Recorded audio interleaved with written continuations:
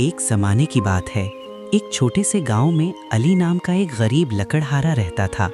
علی بہت محنتی اور سادہ دل انسان تھا۔ وہ روز صبح سویرے جنگل جاتا، درختوں سے لکڑیاں کاٹتا اور پھر انہیں شہر میں بیچ کر اپنے گھر کا خرچ چلاتا تھا۔ علی کا گھر بہت چھوٹا سا تھا، اس کی بیوی اور ایک چھوٹا سا بیٹا بھی تھا۔ اگرچہ وہ غریب تھے مگر ان کے دل بہت امیر تھے، کیونکہ وہ ہمیشہ ایمانداری اور سچائی پر یقین رکھتے تھے۔ ہر روز علی اپنی کلہاڑی لے کر جنگل جاتا۔ وہ درختوں سے سوکھی لکڑیاں کاٹتا تاکہ درختوں کو زیادہ نقصان نہ پہنچے۔ اس کے بعد وہ لکڑیاں جمع کرتا اور بازار میں بیچ دیتا۔ ایک دن صبح جب سورج ابھی نکلا ہی تھا، علی اپنی کلہاڑی لے کر جنگل کی طرف روانہ ہوا۔ جنگل بہت خوبصورت تھا، وہاں اونچے اونچے درخت، پرندوں کی چہچہاہٹ اور ٹھنڈی ہوا چل رہی تھی۔ علی ایک بڑے درخت کے قریب پہنچا اور لکڑی کاٹنا شروع کر دیا۔ وہ پوری محنت سے کام کر رہا تھا۔ اچانک اس کا ہاتھ پھسلا اور کلہاڑی اس کے ہاتھ سے نکل کر پاس بہنے والے دریا میں جا گری۔ علی بہت پریشان ہو گیا۔ وہ دریا کے کنارے بیٹھ گیا اور افسوس کرنے لگا۔ اس نے آہ بھری اور کہا، اب میں کیا کروں؟ میری کلہاڑی تو میری روزی کا ذریعہ تھی، اگر وہ نہ رہی تو میں اپنے گھر والوں کا پیٹ کیسے پالوں گا؟ وہ بہت اداس ہو کر بیٹھ گیا۔ اتنے میں اچانک دریا کے پانی میں ہلچل ہوئی اور پانی میں سے ایک نورانی فرشتہ ظاہر ہوا۔ فرشتے نے نرمی سے پوچھا، اے انسان، تم اتنے پریشان کیوں ہو؟ علی نے ادب سے جواب دیا، میری کلہاڑی اس دریا میں گر گئی ہے، وہی میری روزی کا ذریعہ تھی، اب میں کیا کروں؟ فرشتے کو علی کی ایمانداری اور سادگی پسند آئی۔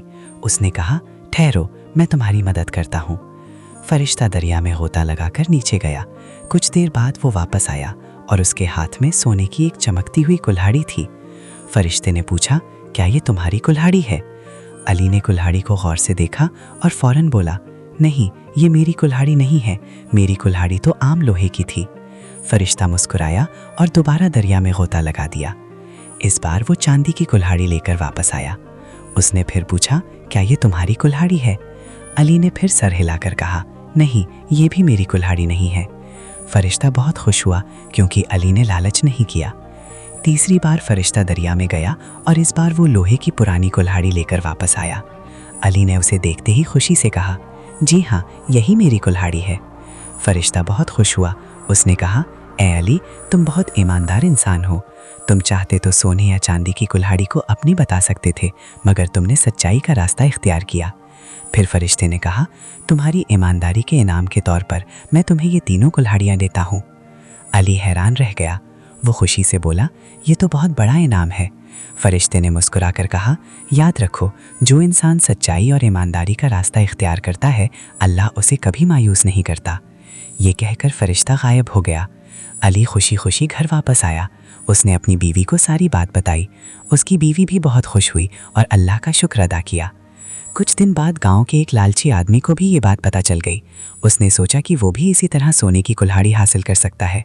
وہ فوراً جنگل گیا اور جان بوجھ کر اپنی کلہاڑی دریا میں پھینک دی۔ پھر وہ زور زور سے رونے لگا۔ تھوڑی دیر بعد فرشتہ دوبارہ ظاہر ہوا اور اس سے پوچھا، تم کیوں رو رہے ہو؟ اس آدمی نے جھوٹ بولتے ہوئے کہا، میری کلہاڑی دریا میں گر گئی ہے۔ فرشتہ دریا میں گیا اور سونے کی کلہاڑی لے کر